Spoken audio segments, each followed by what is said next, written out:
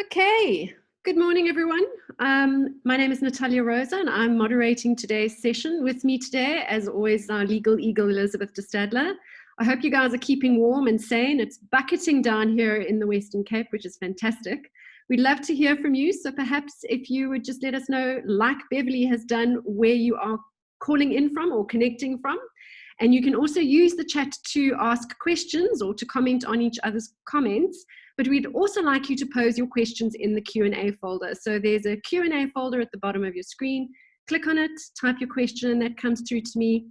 And Elizabeth and I will do our level best to respond to those. I'm going to say upfront that we may not have all the answers, but we'll do our best to get you the answers. So keep those questions coming in, and if we can't answer them during today's session, we'll undertake to try and get some answers for you. So welcome, everyone. We are recording the session today, and we'll distribute the recording with some of the highlights. And if you need to share that with your team, that's great. We're happy for you to do so. So with that, I'm going to hand over to Elizabeth because she is driving us through with the presentation. I see she's already got laws just when you thought it was safe on the screen. So we're starting the day with a fun slide. Elizabeth, over to you. I think it is important to get our chuckles in where we can in this time. Of course, for those of you who are old enough, I'm definitely giving away my age here. That is a little bit of a riff on Jaws, just when you thought it was safe to go into the water. Used to be the tagline for that particular movie.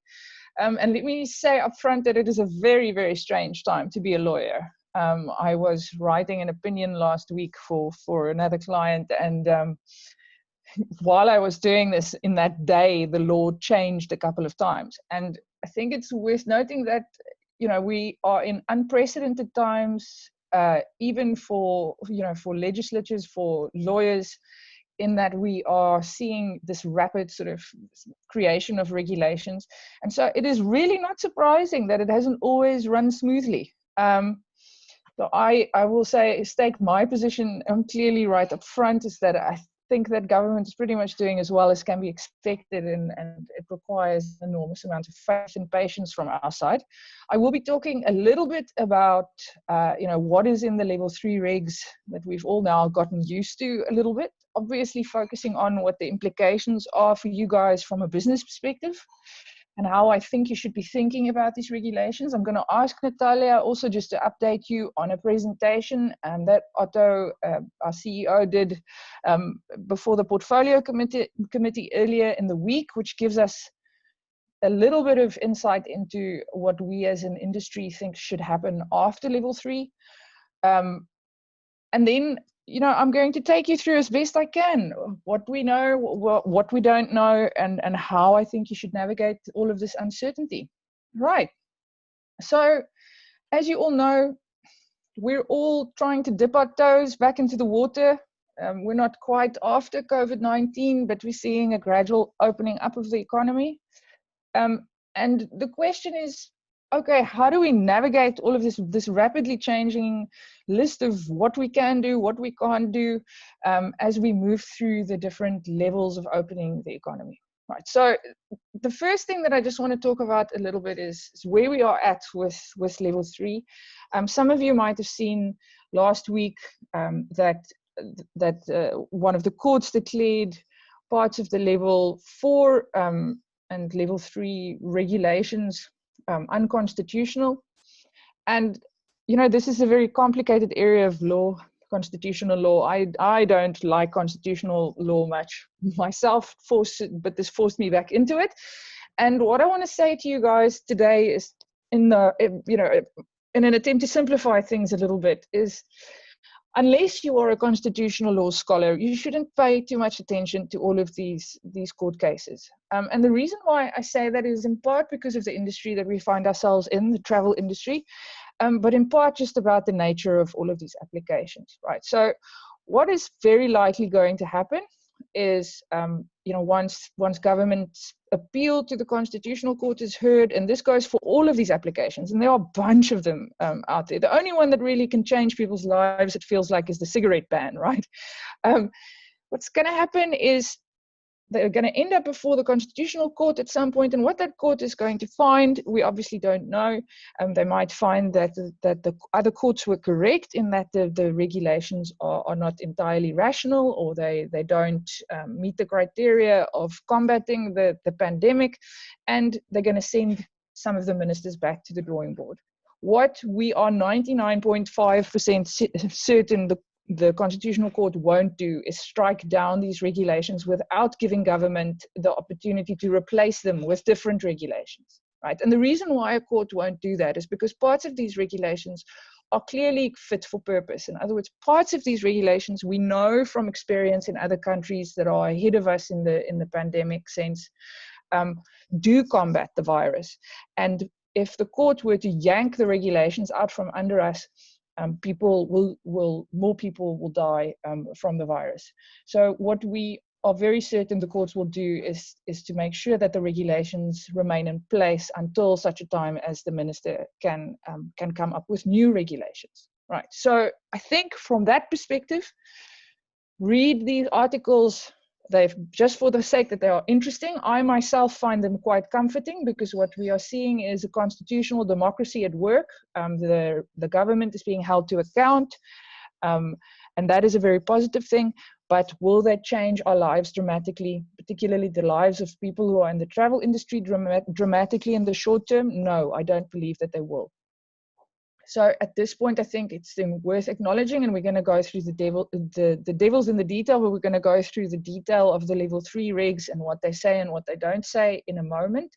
But what we do know, what is not controversial, is that travel, in the sense that we're used to it, is not going to resume in the short term in any comprehensive manner. So before I get to the details of level 3, obviously there is the bigger question around the strategies of the industry in trying to get the Minister of Tourism to open up travel sooner rather than later in order to preserve everybody's livelihoods. And I would like to just ask Nats to give us an overview of the presentation that Otto did to the Portfolio Committee, so that you can get an idea of where those strategies are going. Sure, no problem. So Tuesday was the day that the Tourism Business Council of South Africa and its board members addressed Parliament with regards to, it's called a tourism recovery strategy. So travel is one component thereof. Domestic and corporate travel is one component thereof. Otto went in as a Tourism Business Council board member and presented the submission that ASATA put forward into this tourism recovery strategy. And you will have seen that there are certain allowances when it comes to corporate travel, for example, that have been allowed in level 3. That already is a win, because, and it shows, it's an indication of all the lobbying that has happened, because up until about a month ago, there was no talk of travel coming into level 3 at all. So the fact that we've managed to bring that forward a little bit, and I know it's not a massive amount of freedom, but the fact that there's some elements of travel that have come onto steam in level 3 is a huge win from a lobbying perspective. Now, this tourism recovery strategy that was presented by the Tourism Business Council to Parliament to get Parliament support talks about further allowances from a domestic travel perspective. So the next step after corporate domestic would be domestic leisure, and there is hope that there will be an announcement on that very, very shortly. The fact that we've been able to open domestic business travel to a certain extent is great for other areas of travel and tourism, because what it does is shows government that us as a tourism and travel sector can de-risk ourselves to the extent that we are not as threatening, if you will, from a pandemic perspective as they might have thought in the first place. So they had earmarked travel and tourism to come out of lockdown only in level 1 and some aspects in level 2. So some of that has been brought forward to level 3. We hope to hear an announcement around domestic leisure very soon. And the fact that we've been able to show from a domestic business travel perspective that we're de-risking the industry enough to be able to operate in a higher lockdown level is very, very important. Further to that, we spoke about, or at least Otto spoke about, the fact that tourism and travel is so interconnected. So you can't remove international inbound from international outbound, for example, and that an airline would not only operate if they were going to be able to fill the bums in seats coming to South Africa, but that there would need to be that reciprocal bums in seats from South Africa. So the nature of this kind of interconnected industry. And lastly, what he stressed was that, like the inbound industry, we need a definitive date to work with. So while our risk-adjusted strategy in South Africa is based on lockdown levels, we as an industry need to work towards a specific date because we have long lead times in place. And we need to be able to get up and running to make sure that we've adopted the health and safety protocols, ensure that our staff are trained up. So we can't just be told, okay, next week, off you go, you're open. We need to know, we need to have a definitive date that we can work around. So that was his final appeal as part of the tourism recovery strategy. That tourism recovery strategy was quite positively received in Parliament. We've issued a press release that's going out today, so just keep a lookout on your ASATA newsletter today for a copy of that press release. That then gets presented by the Tourism Business Council, which is the umbrella association under which ASATA is one of the tourism and travel associations. That goes to the tourism minister, and the tourism minister then lobbies within the National Command Council for tourism and travel to be given priority. There is wide acknowledgement that the sector is very important to the economy, and that tourism recovery strategy was very data driven. So it focused on the data, how many jobs are being lost, which is why you've been filling out all of these surveys. And thank you so much for coming to the party and putting that in place. Other things like red tape, visas, unabridged birth certificates, that's all part of the tourism recovery strategy, where we've said, great for you to open us out a little bit earlier, but we need you to address things that are really stifling travel at the moment. So unabridged birth certificates, for example, is one of those things. The industry is currently lobbying for an international opening of September, or as close to September as possible. It's up to all of us now to throw on our weight and our messaging behind that September deadline. And so you will see on social media quite a lot of talk around South Africa is travel ready. So we are lobbying in media and on social media at the moment around this idea of South Africa being travel ready. So with that messaging, we need to make sure as an industry that we are travel ready and that we are making our customers travel ready. That's kind of where we are with the tourism recovery strategy. Thanks. Don't you want to do the rest of the webinar? I mean, you sound like you're... Chance. Okay. I did spend a delightful 3 hours unpacking when they announced the level 3 regulations, unpacking the level 3 regulations for the ASATA website. So if you feel a little bit out of breath, let me know and I'll jump in. Right. So no, I'm glad you mentioned those. So my strategy now for the rest of our time together is twofold. First, I want to take you through the regs, and my summary is indeed based on the summary that Natalia did. I want to encourage everybody to please ask questions. Right. So Nats will keep an eye on the questions, and some of them, when we get to the other end of the presentation, we will try and answer as many of them as we possibly can. But apart from trying to get you answers, the questions are valuable because it also tells us where to focus our attention in our broader communication strategy. Most of you will know that we have set up a dedicated website to all things coronavirus. So we can also, when you ask your questions, direct you to the right sources on that website. But lastly, if you guys ask questions that we don't know the answer to, that gives us a really, really good idea of where to aim our efforts. So please let rip with the questions. Right, so for the rest of today, we're going to talk about level 3. This is important for several reasons, but I want to reiterate something that Natalia just said, and that is that if we are going to lobby that we are travel ready, if we are going to try and convince government to open us up earlier, it is incredibly important that everybody plays their part. I know that compliance with legislation is probably the least sexy thing about business. But it is incredibly important that we preserve the reputation of the industry. As you guys know, and as you've seen in the media, as things have played out around the globe, it takes one nasty incident and one super spreading event for government to turn against an industry. And so it's incredibly important that we all do our part and that we walk the walk and not just talk the talk. Right, so that brings me rapidly to what do the regulations say? So I first want to just focus on two things, and that is, as you plan in your respective businesses to start opening your doors again, you're going to have to navigate these regs, and sometimes they're not altogether logical, right? So we know that, for instance, they say, well, you can open up your tour operation, open it up, except once you're open, there's really nothing for you to sell, right? Because other regulations still ban, to a large degree, leisure travel, right?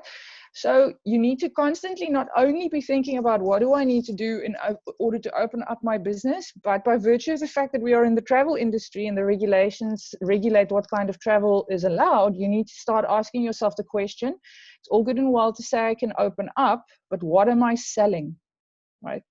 And then the third aspect that is perhaps not as so much legal advice as it is business strategy advice is, it's not just good enough for government to open up travel. We need to be hyper-focused at the moment on our consumer or our customer and what they need and what they are feeling at the moment.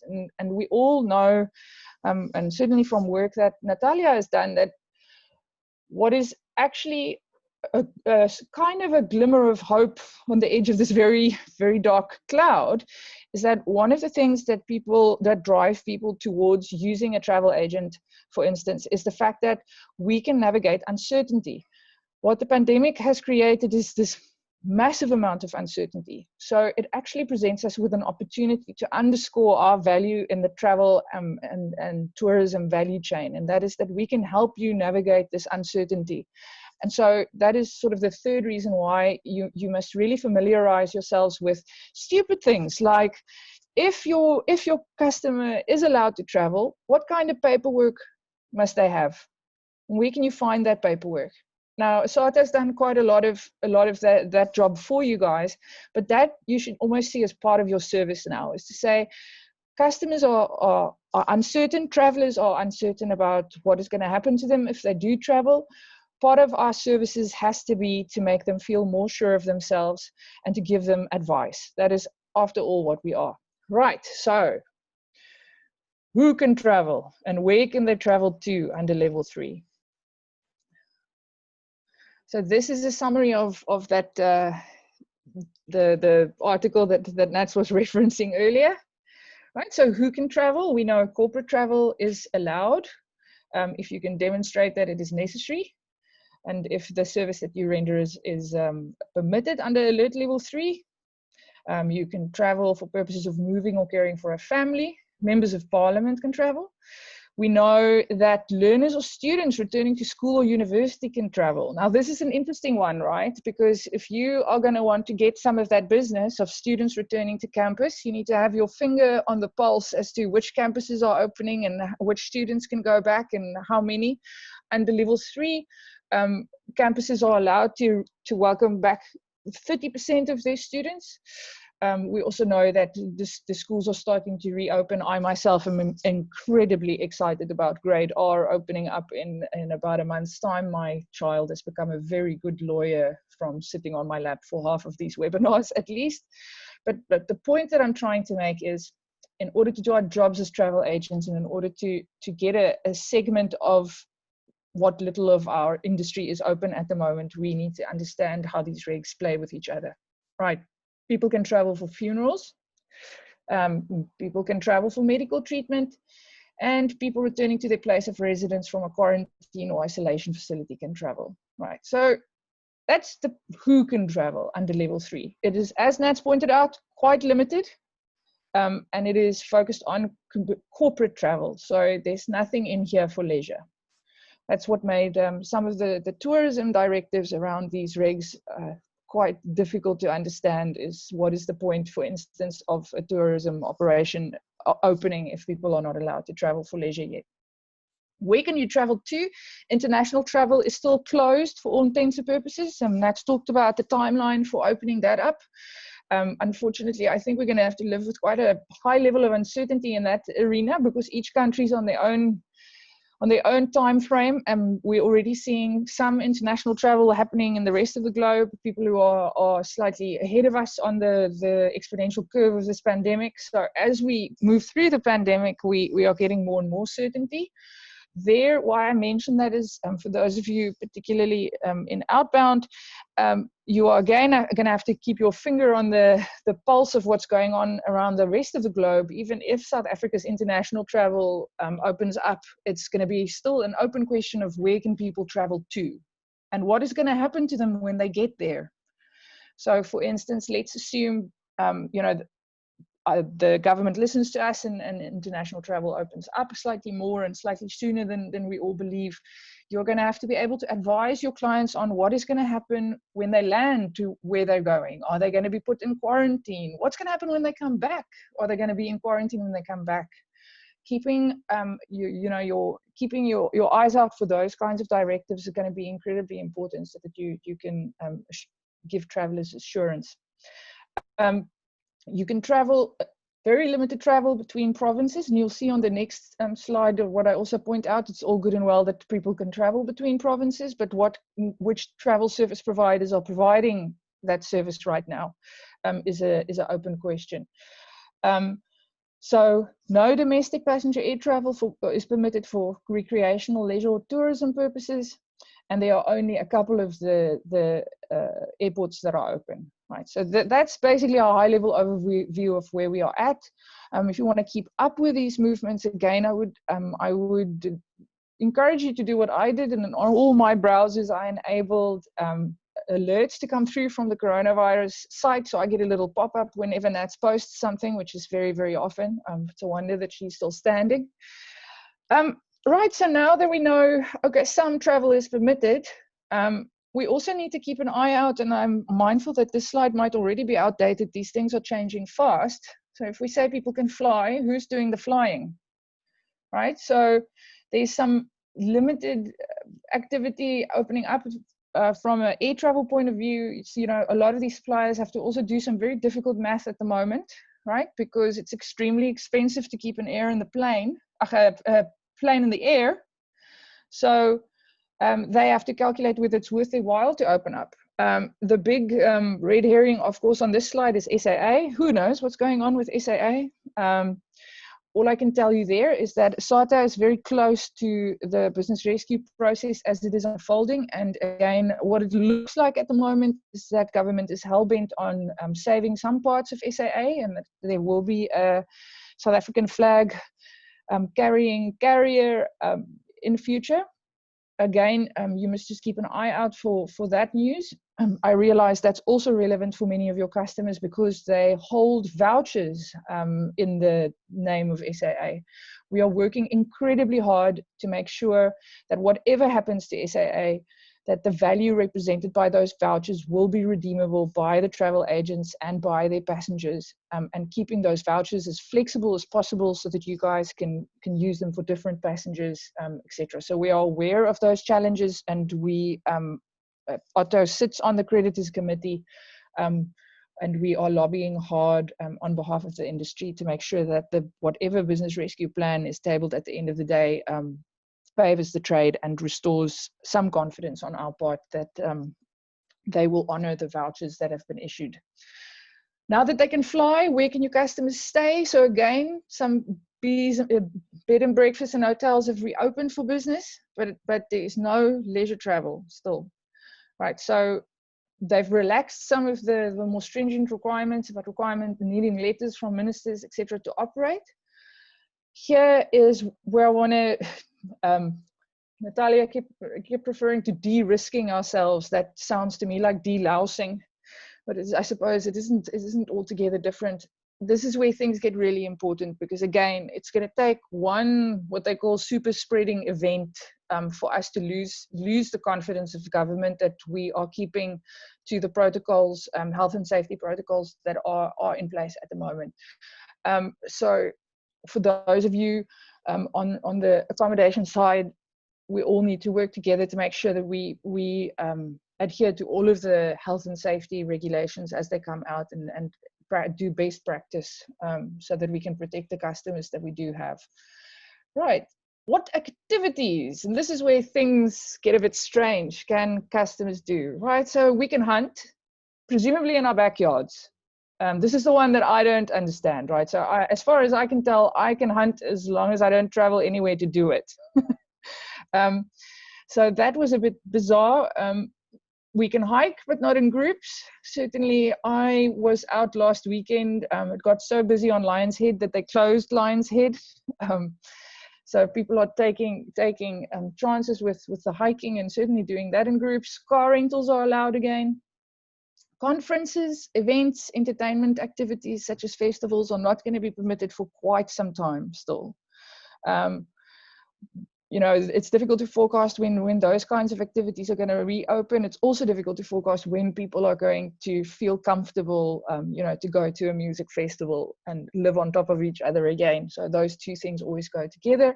And then, as most of you know, tour operators and tourist guides guys are allowed to work again, but that's a bit of an empty gesture on the part of the department, because who is going to go on the tour, right? So that's why I said it's not just about seeing what the regulations say we can and can't do as businesses, but it's also constantly thinking, okay, I can open, but what can I sell? So obviously there are things to think about. Just because people can't do any of these activities now, it doesn't mean that there isn't a demand for them, right? So we're seeing internationally and across all industries a lot of activity around selling, you know, selling future trips or future activities. People are pent up in their houses right now, and I would hazard a guess that a lot of them are thinking already about the trips that they want to take once things calm down. And so that is a strategy that we must think about long and hard, is how do we encourage people to buy things now, even though they can't go on the trip right now, right? So all is not lost. There is this pent up demand that is coming. People are going to want to go places. So how can we make sure that we are their port of call, you know, when they think about their next trip? Right. Then I want to get to how. So as I said, all of these summaries and things are available on the Corona site that we have created. I am not going to talk a lot about the health and safety you know, measures that have to be put in place, because a couple of weeks ago, if I'm not mistaken, we had an expert speak to you about those things, and that webinar is available on the site as well. We have summarized just a couple of key points, right? So now that you think, okay, it might be wise to start opening my doors again, how must you do it? Right. So the first thing that I want to say is, obviously all of these regulations are premised on the following fact, and that is that if you can work remotely, you must. Right? So if your people who work for you, or you yourself can work from home, you must do that. A lot of people are going back to the office, even though strictly speaking that is not necessary, and that is not very helpful, because we are still trying to curb the spread of the pandemic. So if people can work from home, you must allow them to do so, particularly if those people have what are called comorbidities, or they are on the older side. Those people are frankly allowed to insist that you let them work from home, so high risk people. But now, if you do open up an office, there are quite a few things that you have to keep in mind, and this is where the FAQ on occupational health and safety for tourism and travel businesses that is up on the site can be very handy, and you can also go listen to the webinar on the topic. These bullets are just some of the high-level things. You need to appoint a COVID-19 compliance officer. This is someone relatively senior usually. You need to do risk assessments of who at your business is vulnerable. And there is a form that you use to do that. Here, I just want to say that you also need to be careful. People are very nervous about their privacy at the moment. So we're seeing a lot of employers are asking incredibly intrusive questions, and employees are nervous about how that information is shared, and particularly with government. You need to, while you definitely need to collect the information and do the screening, you also need to reassure people that you will keep that information private, except when you have to share it with the government. And basically how that works, if I can summarize it in one sentence, is the minute a person gets anywhere close to having to be tested, and there's a two-step screening, right? We screen for certain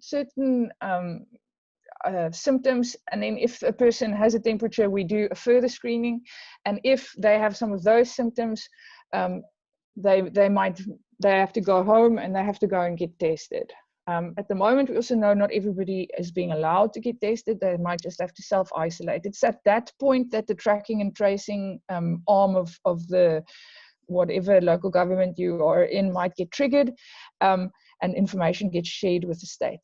You can reassure your employees by saying to them that you will only share their information per the regulations. You can also reassure them by telling them that government is not allowed to hang on to this database that is created through the tracking and tracing and testing forever. Once the state of disaster ends, and it will end, I know it feels like it won't, government will have to get rid of that database or de-identify it. So my advice to you is just to reassure people, because otherwise they don't take part in the screening, or they might fib. I don't want to say lie, but they fib. If they feel exposed, they might hide symptoms from you. Right. You then need to think in terms of various types of controls. This is the de-risking, right? So engineering controls. So what are the things that you can disable that will stop the spread of the virus? Things like your biometric staff entrance systems. We don't want people all touching the same thing, right? I was laughing the other day. I needed to get into a bank, and we were all social distancing, except everybody was using the same pen to sign a register, and no one was disinfecting the pen. The pen was about the only thing that wasn't being disinfected in that branch, right? So we need to think of these bottlenecks as possible points of infection, and then put controls in place. The administrative controls I've spoken about a little bit already, but you can have a work from home policy. A lot of people are, in order to keep the numbers in the office low, are working on shift systems. In other words, not everybody works at the same time at the office, one day on, one day off, or in half-day shifts. You need to make sure that you've got all of the sanitizers and wipes and anything you can think of, and make sure that surfaces are disinfected often. The risk, of course, if you don't do these things, and or if someone tests positive, is that government can shut you down temporarily for a deep cleaning. So for those of you, we've all had to focus now on being better at doing business continuity management, which means we plan for unfortunate events, and one of them can be if someone tests positive at an office, they can close you down for a deep clean. So you need to plan for that. Make sure you can do it quickly. Make sure you know how you're going to do it, who's going to do it, to minimize that downtime. And then PPE, at least 3 masks per employee. I read an article yesterday to say there are now more masks in the ocean than fish. Right, so we've got a new pollutant, all of these disposable masks, visors for vulnerable employees. So that's those screens. For public-facing employees, also you need to think about how to protect them from your customers. I know that's a terrible thing to have to say, but there you have it. It's also to protect customers in case one of your employees ends up being COVID-19 positive, but maybe they were asymptomatic. And then temperature screening for guests, visitors, and customers, that is advisable. There the requirement is slightly lighter. Just be careful of making people sign registers and all kinds of things that might not be necessary, strictly speaking necessary, and just also think about whether you aren't forcing people into a bottleneck that can actually create these super spreading events. So for more information, you can go to the FAQ on occupational health and safety for tourism and travel businesses, and you can also access the previous webinar that was presented a couple of weeks ago on that.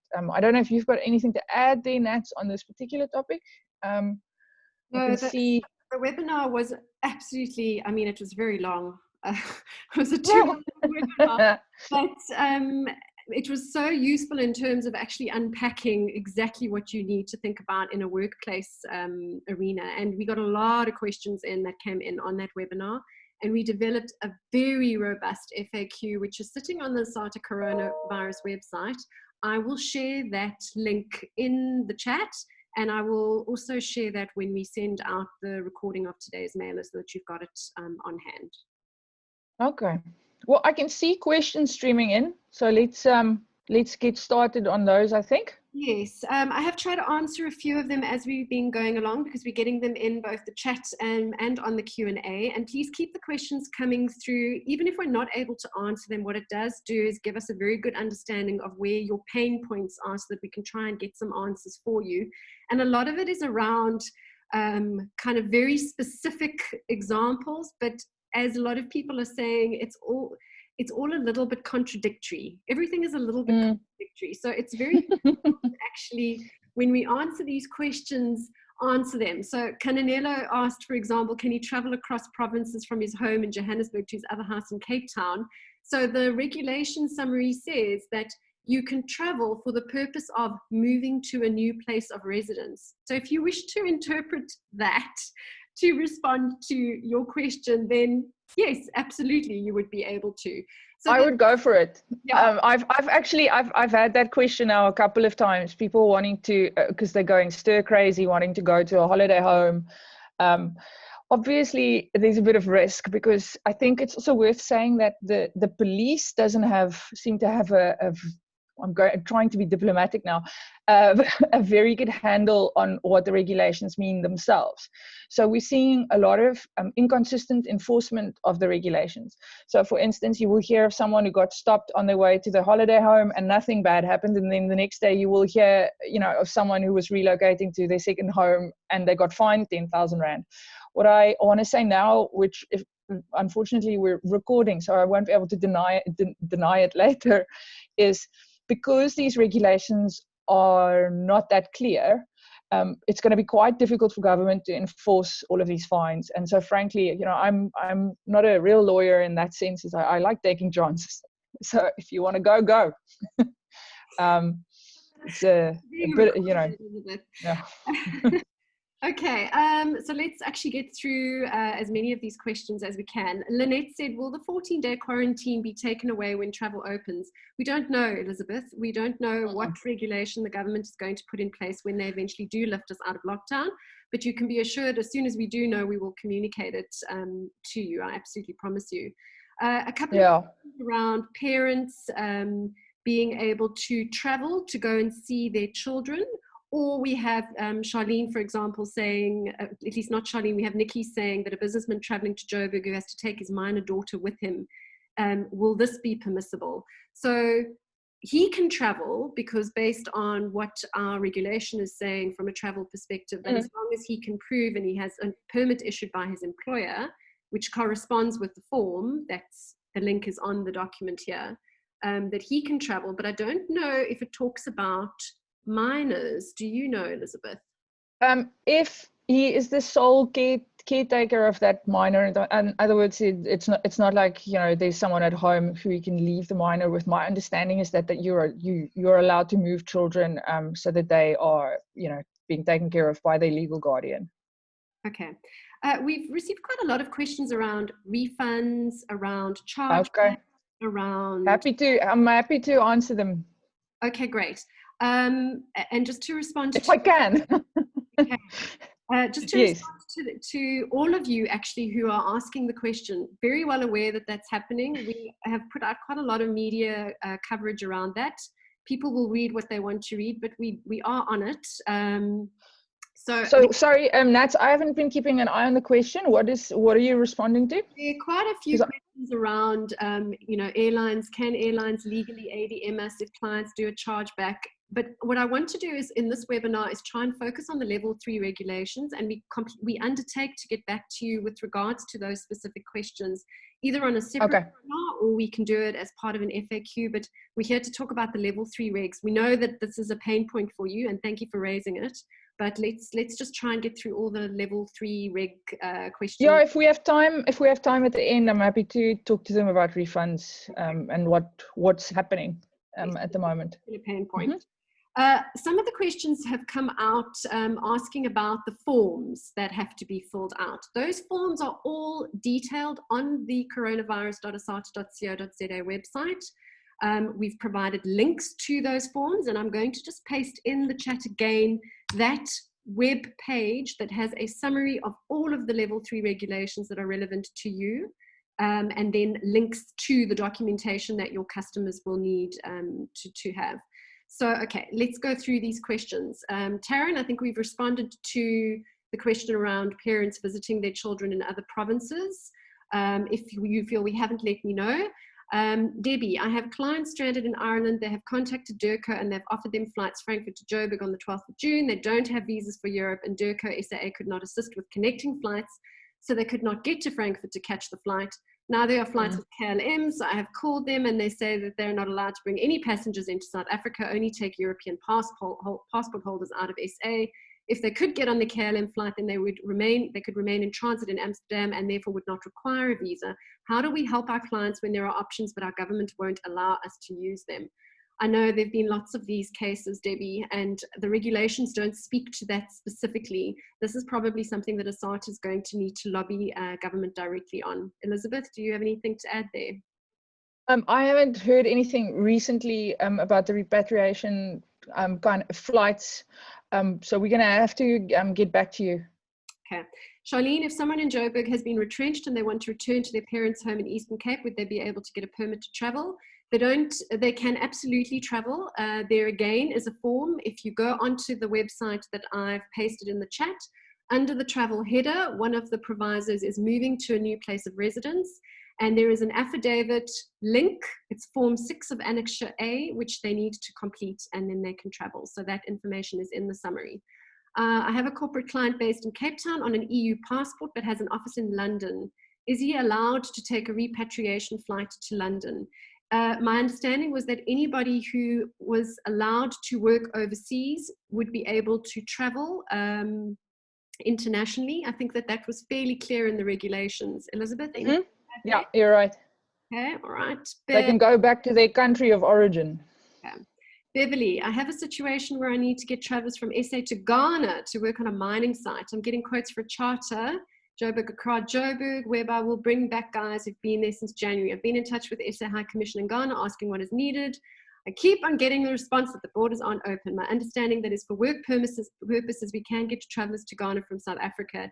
Yes, you're right. That is correct. I'm not sure why you are getting that from the SA High Commission. Again, this is probably something we're going to need to lobby government for. Then Gillian, will the B&B issue cleaning certificates for our corporate clients? We need to provide our customers with peace of mind that cleaning protocols are followed. Great question, Gillian. So the protocols have been approved by government, by the National Department of Tourism. They have been created by a protocol committee that was led by FDHASA, and as I say, it has been approved by government. And what they're doing now is they are unpacking the how. So the what is the protocols. We have those protocols now. Now we are busy trying to understand how we're going to roll those out in the industry, including the B&B that you're speaking about now. It's going to be self-regulated. They are going to have to ensure that they comply with certain requirements, and this is all going to be an online system. So they're busy building that online system now. I don't know if there's going to be a certificate as part of that, but they will have to provide proof that they are adhering to the safety and hygiene protocols. So you will be able to give your customers some proof that those protocols have been followed. I hope that answers your question. Just let me know if you need any more information there. Kathy, confirm people are allowed to travel by air or road between provinces for the purposes of catching the repatriation flight from Johannesburg. Again, they are returning home. They're moving to a new place of residence. They just need to complete that affidavit that's in that Form 6 of Annexure A, which is in the travel link that I have put in place. I have someone who's going to work on a yacht. She needs to be in Marseille on the 1st of July. Would she be allowed to travel? Yes, she's allowed to return home, Cheryl, or return to her place of work as a South African. So that's fine.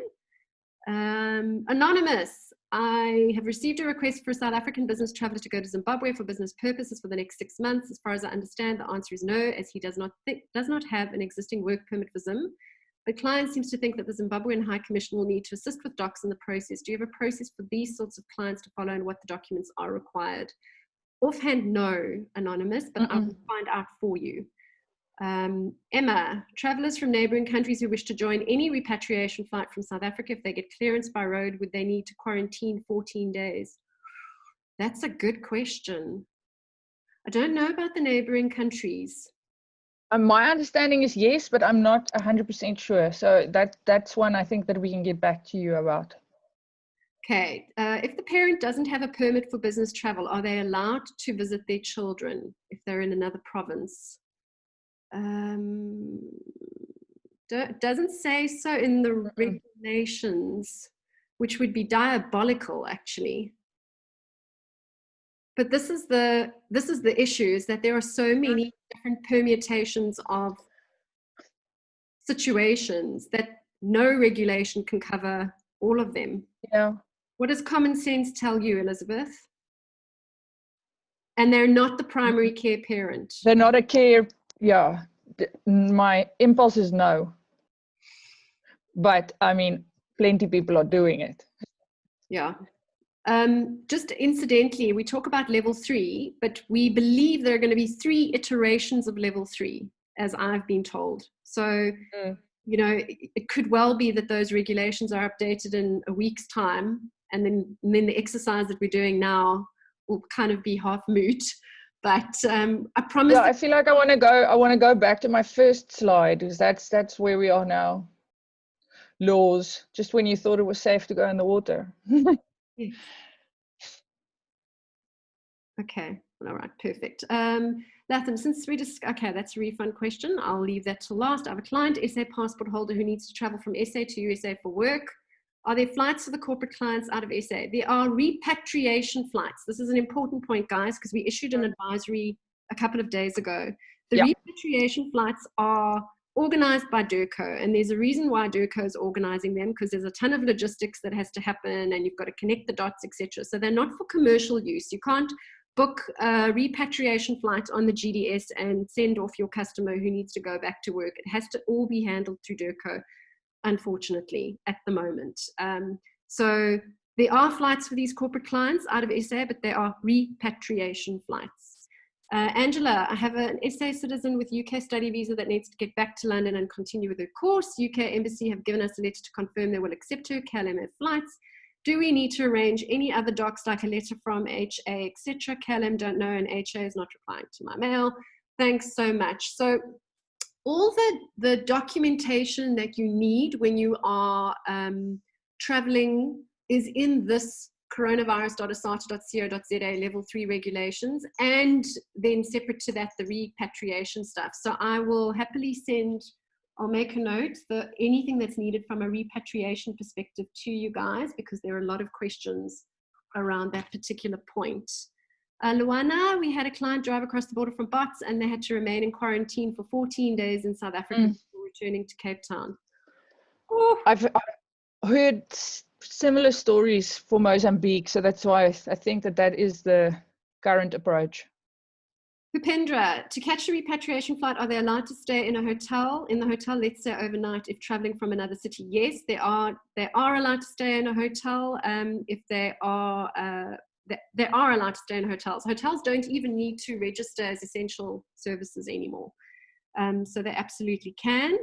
Is there an essential resource where we can find all planned repatriation flights for airlines? Linda, that is such a good question. I'm going to do my level best to get you a list on the ASATA coronavirus website. But similarly, if you hear of any, I would love to get them. So you can email them to me, and I'll put my email address in the chat in a bit, so that perhaps we can crowdsource the solution, all of us together. Yeah. That would be great.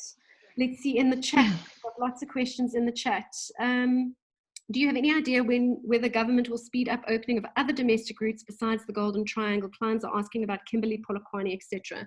So the Transport Ministry briefing on, not last week Saturday, but the Saturday before, spoke about phases of opening for airlines, and those secondary and tertiary airports, as far as my understanding were only going to be opened, and it's under flights in this coronavirus webpage that I've pasted in, where they've said the next phase of airport openings will see Kruger, Polokwane, Bramfisher, because we're working with lockdown levels and not with dates, I can't give you a definitive date, unfortunately. I just know that they will be in the next phase of airport opening. So I will let you know. Can a business traveler take their dog along domestically? Elizabeth? No idea. That one I have no idea. I love that question though. Can I take my rooster with me? Karen, okay. My emotional support animal. Right, let's see. Do we know what does it mean by place of work? Do we need to be employed in the foreign country, or will a work permit suffice? I'm pretty sure a work permit would suffice. The regulations don't stipulate. No. A work permit would suffice. As part of isolation, do we need to stay at the government appointed hotels, or can you stay at a hotel of your choosing to isolate? So all of these hotels are instituting safety and hygiene protocols. If I tell you the number of hotel press releases I get on a daily basis telling me how they have de-risked themselves, it's extraordinary. And we actually update the ASATA website with those. So you can, none of these hotels need to register as essential services anymore under level 3. So there aren't really government approved hotels anymore in level 3. Yeah, but so, I mean, I think the underlying question is whether you can go and self-isolate in a place if you're choosing, or whether government can still force you to go to a government quarantine site. Or did I misunderstand the question? As part of isolation in SA, do we need to stay at the government-appointed hotels, or can you stay at a hotel of your choosing to isolate? I think you can stay at a hotel of your choosing. So currently, the government does have the right to put you in a state facility, if I can put it like that. But that is one of the things that's subject to challenge at the moment, because that is obviously a fairly significant infringement of your rights of freedom of movement. So I think that it is extremely likely that particular power of the government is going to get taken away as long as you can show that you are self-isolating, even at home, for that matter. Okay, tons of questions. Sorry guys, my multitasking skills at the moment. I'm looking at 3 different places where questions have come in.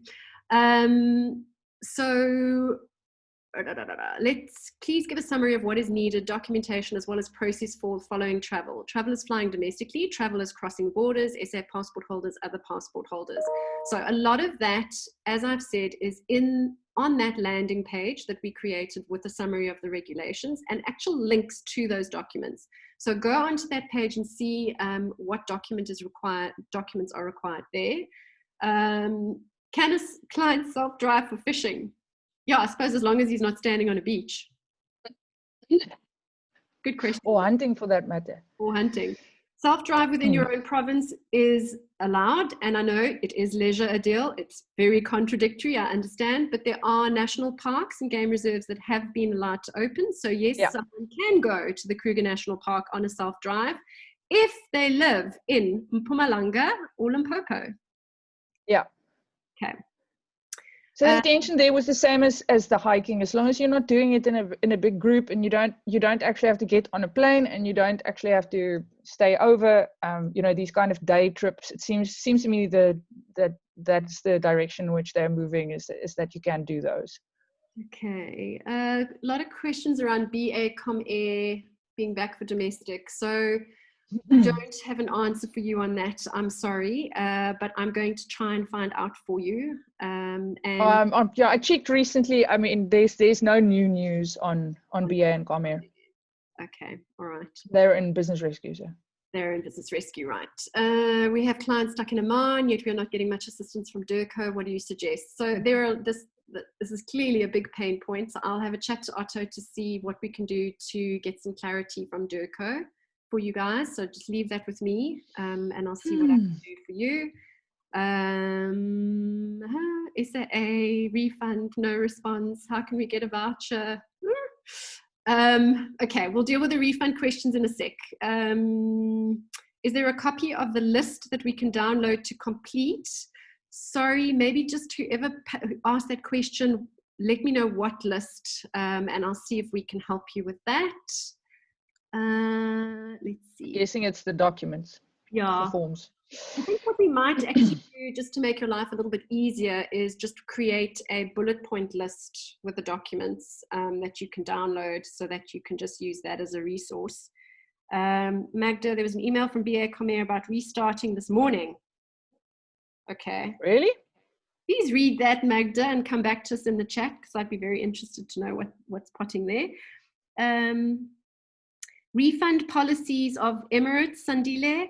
Refund policies change all the time, as every single travel agent on this call today will tell you, and unfortunately it is our responsibility to try and keep up with them. So if anybody wants to respond to Sandile, who is the general manager of Sarala, which is the car rental association, on the chat, please feel free and help Sandile. Let's see what else we've got here. I presently have a client stuck in Perth. Her 3-month stay visa expired and she applied for extension rather than take the repatriation flight. Could not condone the Australian government 3 months. Could not the Australian government condone the 3-month stay rule or make it free?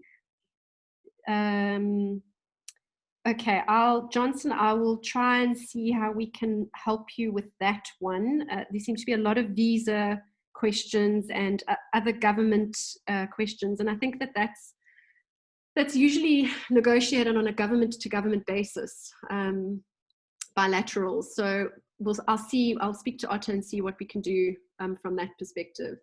Daniela, if you place au pairs overseas, are they allowed to travel to the country where they are being placed in level 3? Yes, they have. That's repatriation for work, so they can. Let's see what else we've got. A lot of questions about repatriation for work. Okay, I think let's start tackling some of the refund questions. Can airlines legally ADM us if clients do a chargeback?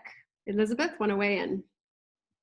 No, not on that particular one, unfortunately. But I've made a note because we're getting quite a few of those. And so I think, Nat, perhaps, I mean, it sounds like there are a very large volume of refund questions.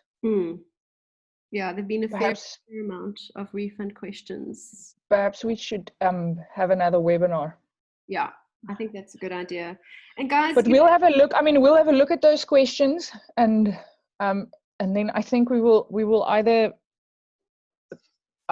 supplement the existing FAQ. So some of your questions will already have been answered. But the ADM issue is one that got raised yesterday again in a different meeting as well. So I'm still busy getting clarity on that one. Okay.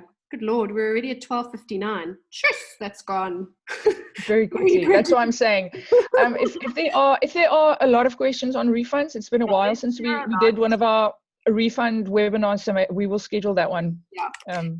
That's fine. Guys, I'm putting my email address here. Feel free to use it and tip me off if you see any media article talking about travel agents being naughty and hanging on to refunds.